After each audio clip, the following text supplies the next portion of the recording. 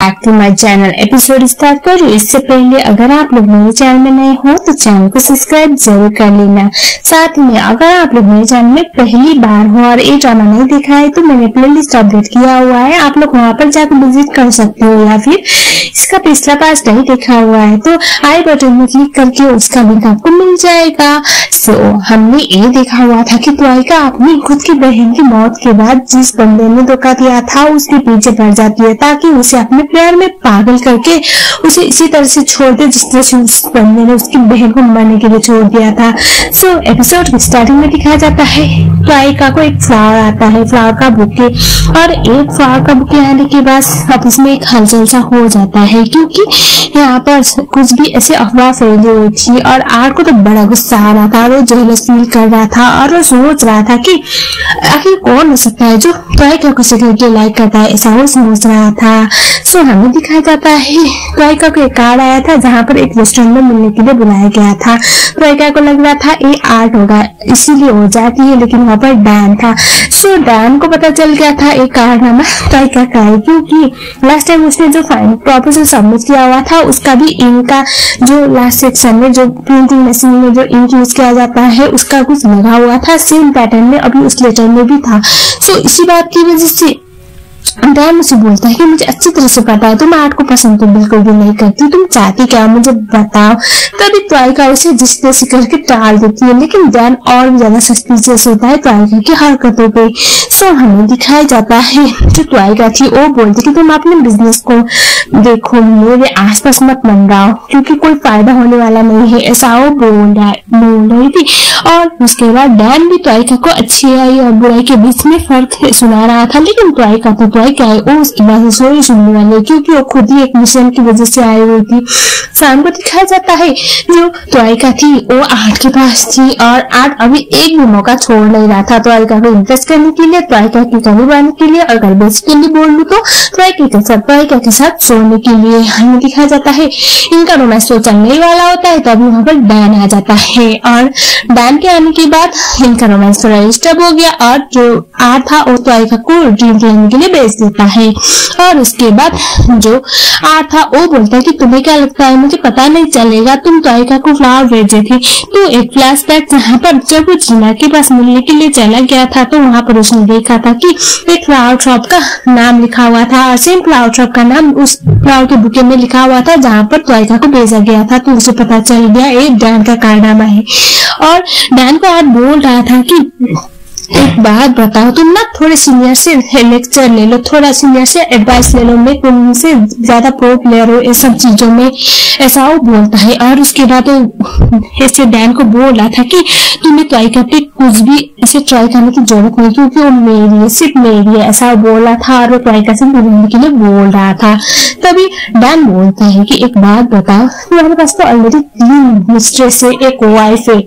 Dan बोलता है कि मुझे अच्छी तरह पता है तुम्हारे पास बहुत सारी बंदियां हैं, तो तुम एक बात बताओ, अगर त्वाइका को मैं उसे शादी के लिए प्रपोज करूंगा तो वो तुम्हारी मिस्ट्रेस बनना पसंद करेगी, वो भी 4थे नंबर की, या फिर मेरी वाइफ बनना पसंद करेगी? तुम खुद ही सोच लो ना, क्योंकि त्वाइका तुम्हारी बाकी लड़कियों की तरह बिल्कुल भी नहीं है, वो बहुत ज्यादा सेल्फ डिपेंडेंट है, ऐसा वो बोलता है। और तभी जो आर्ट था वो बोल रहा था कि ऐसा हो ही नहीं सकता, हर लड़की एक स्टेबल और कैपेबल बंदे को चूज करती है बोल के उसे अपना दिखा रहा था। तभी जो आर्ट था उससे बोलता है ध्यान ऐसा हो ही नहीं सकता, त्वाइका को अगर मैं शादी के लिए प्रपोज करूंगा तो चुपचाप मुझसे शादी करने के लिए ओके बोल देगी, ना कि तुम जैसे घटिया इंसान के साथ मिस्ट्रेस बन के रहने के लिए बोल देता है। और उसके बाद वो बोलता है कि कोई बात नहीं दोस्त, मैं तुम्हें चैलेंज करता हूँ, अगर किसी दिन त्वाइका ने मुझसे शादी करने के लिए ओके बोल दिया तो तुम्हें ना हमारी वेडिंग कार्ड को छपवाना भी पड़ेगा और बेस्ट फ्रेंड की तरफ से जो लड़की की तरफ से घूम आता है ना घूम के बेस्ट फ्रेंड वो भी तुम्हें बनना पड़ेगा, रेडी हो जाओ, ऐसा वो बोल देता है। आर्ट को बड़ा गुस्सा आ रहा था। हमें दिखाया जाता है अगले वाले सीन में त्वाइका अभी आर्ट के साथ डांस कर रही होती है, उसके साथ चिपक रही थी ताकि वो आर्ट को किसी भी कीमत पे अपने प्लान में करवा सके। शाम को दिखाया जाता है ये त्वाइका थी अपने घर पे थी, जो उसका जो बेस्ट फ्रेंड था उसे पूछ रहा था कि तुम्हारा प्लान क्या है, क्योंकि वो इतनी जल्द किसी भी लड़की के प्लान में पड़ना नहीं चाहता, मुझे अच्छे से पता है, उसके बहुत सारी बंदियां है। ये सुनने के बाद त्वाइका बोलती कि जिस तरह से उसने मेरी बहन को छोड़ा था इसी तरह से मैं उसे छोड़ना चाहती हूँ। ये सुनने के बाद जो था वो बोलता है कि लड़कों का ना एक खासियत होता है कि कोई भी लड़की के साथ इतना ज्यादा इजीली अटैच नहीं होते, इसके बदले में लड़कियां ज्यादा जल्दी अटैच हो जाती है। तो तुम श्योर हो ना तुम ये सब कर पाओगी? ये सुनने की बात जो ट्वाइका बोलती है, अगर ऐसी बात है तो मैं आर्ट को अपने प्यार में इतना पागल कर दूंगी कि वो कहीं का नहीं रहेगा जिस दिन मैं उसे छोड़ के चले जाऊंगी, ऐसा वो बोलती है। सो हमें दिखाया जाता है नेक्स्ट वाले सीन में, जहाँ पर ऑफिस पे बहुत सारे अफवाह चल रही थी ट्वाइका के बारे में। डैन ट्वाइका के पास जाता है और वो बोलता है कि एक बात बताओ, तुम्हारे मन में चल क्या रहा है, मुझे अच्छी तरह से बताए। तुम आर्ट को बिल्कुल पसंद नहीं करती, तुम्हारे आंखों में दिखता है, तुम उससे बहुत ज्यादा नफरत करती हो, मैं इतना समझ सकता हूँ, लेकिन तुम उसके साथ चिपक क्यों रही हो, तुम्हारा इरादा क्या है? ये सुनने के बाद ट्वाइका बोलते हैं कि कमाल है, तुम तो हार मानने का नाम ही नहीं ले रहे हो। अगर मैं तुम पे ऐसे भाव नहीं दे रहे हो तुम्हें, तो तुम मेरे पीछे पड़ गए, मैं किसी और के साथ बात कर तो तुम जेलस फील कर रहे हो, बोल के उसे चिढ़ा रही थी। तभी जो डैन था वो बोलता है, डैन ट्वाइका से बोलता है कि मुझे अच्छी तरह से पता है तुम बस ड्रामा कर रहे हो, उससे प्यार करने के या फिर उसे अपने नजदीक खींचने के लिए, तुम उससे कोई प्यार व्यार नहीं करती। ये सुनने के बाद ट्वाइका बोलती है कि ठीक है तुम पता लगाते रहो। और डैन बोलता है कि मेरे पास एविडेंस है। ये बोल के वो ट्वाइका के इतने नजदीक आता है कि ट्वाइका की तो दिल की धड़कनें रुक गई थी और वो कुछ बोल नहीं पा रही थी। वो उसे बस बोलती कि तुम सोचते रह जाओगे और मैं बहुत कुछ करके निकल जाऊंगी। और डैन बोलता है कि मैं भी तुम्हारे अगेंस्ट सबूत ढूंढ के रहूंगा और मैं तुम्हें गलत साबित करके रहूंगा या फिर मैं तुम्हें एक्सपोज करके रहूंगा, ऐसा वो बोलता है। ट्वाइका बोलती है किसी दिन अगर सही वक्त आएगा तो तुम्हें एक्सप्लेनेशन मिल जाएगा। और डैन बोला था कि आई होप वो सही वक्त सही समय पे आए, क्योंकि अगर चीजें बिगड़ जाएंगी तो उसको सही करने में बहुत दिक्कत होगी, ऐसा वो बोलता है। ट्वाइका उसे ऐसे बोली जा रही होती है। अगले सीन में दिखाया जाता है ट्वाइका को आर्ट एक चाबी देता है और वो बोलता है कि इसको मत खोना है, मेरा गेस्ट हाउस का है। और उसके बाद हमें दिखाया जाता है जो कि गलती से ट्वाइका से खो गया था और बाद में आर्ट उसे लेके देता है। और उसके बाद वो दोनों चलते हैं आर्ट के गेस्ट हाउस पे। वहां पर जाने के बाद जो ट्वाइका का प्लान ऐसा था कि उसे बहुत बुरी तरह से पागल कर देना है, लेकिन उसकी होना नहीं, यानी कि वो अपनी बॉडी को तो नहीं देगी लेकिन उसे पागल जरूर कर देगी।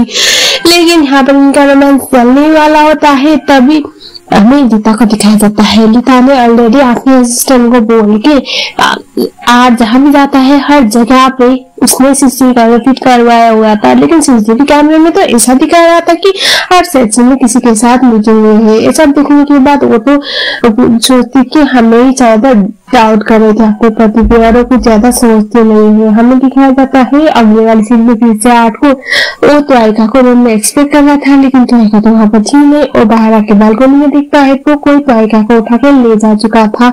और उसके बाद हमें डैन को दिखाया जाता है। सो हमें जो डैन है जब अपनी गाड़ी में आता है तो कोई यहाँ पर चिल्ला रहा था और वहां पर जाने के बाद पता चलता है ये तो ट्वाइका है, यानी कि डैन ने ही ट्वाइका को वहां से उठवाया था। तो उसकी मुंह को खोलता है तो ट्वाइका बोल रही थी कि तुमने मुझे किडनैप क्यों किया, तुम चाहते क्या हो, तुम चाहते क्या हो।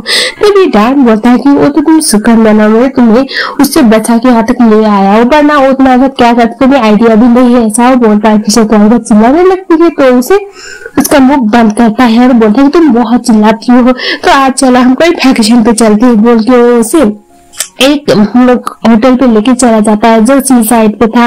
और उसके बाद वहां पर जाने की बात ट्वाइका बोलती कि तुम बताओ यहाँ पर मुझे क्यों लेके आए हो। तभी डैन बोलता है कि मैंने देखा हुआ था तुम आर्ट के पास बिल्कुल भी कंफर्टेबल नहीं हो, लेकिन तुम्हारी आंखों में दिखता है तुम कुछ तो है तुम्हारा उसके साथ जिसकी वजह से तुम आई हुई हो, क्या है तुम्हारा सब मुझे बताओ। तो ट्वाइका बोलती कि मैं बिल्कुल नहीं बताने वाली। तभी आर्ट को ऐसे याद करते हैं वो बोल रही थी। तभी डैन बोलता है कि ठीक है तुम नहीं बताओगे तो कोई बात नहीं, मैं भी देखूंगा। और उसके बाद वो से बोलता है कि चलो एक गेम खेलते, अगर तुम जीती तो तुम्हारी बात मानूंगा मैं, अगर मैं जीत गया तो तुम्हें मेरी बात माननी पड़ेगी। और उसके बाद पहले डैन को क्वेश्चन पूछता है, वो बोलता है कि तुम आर्ट के लाइफ में किस मकसद से आई हुई हो।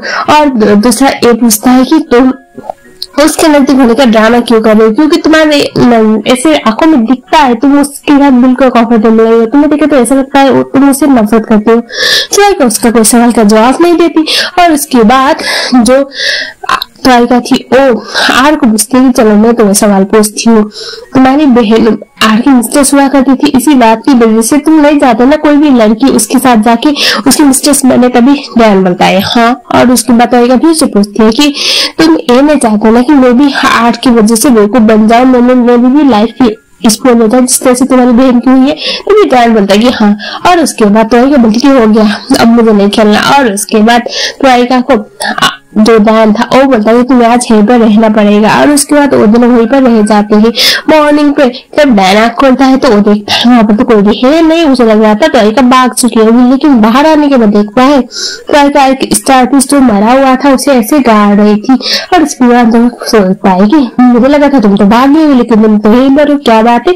तभी त्वारिका बोलती है कि कुछ नहीं, मैं बस यहाँ पर थी, अगर मैं ऐसे चली जाऊंगी तो मेरा टैक्सी का भाड़ा लगेगा और तुम तो मेरे फ्री राइडर हो, तो इसमें मैंने सोचा तुम्हारे साथ ही चल जाऊंगी, कौन सा तो मेरे जान लेने वाले, बोल के हंसने लगती है। और उसके बाद डैड बोलता है कि तुम इसको गाड़ क्यों रही हो। तभी त्वारिका बोलती है कि जब मैं छोटी थी तो मेरी बहन मेरे सारे ख्वाहिशों को पूरा किया करती थी, क्योंकि मम्मा पापा तो हमेशा लड़ाई किया करती थी।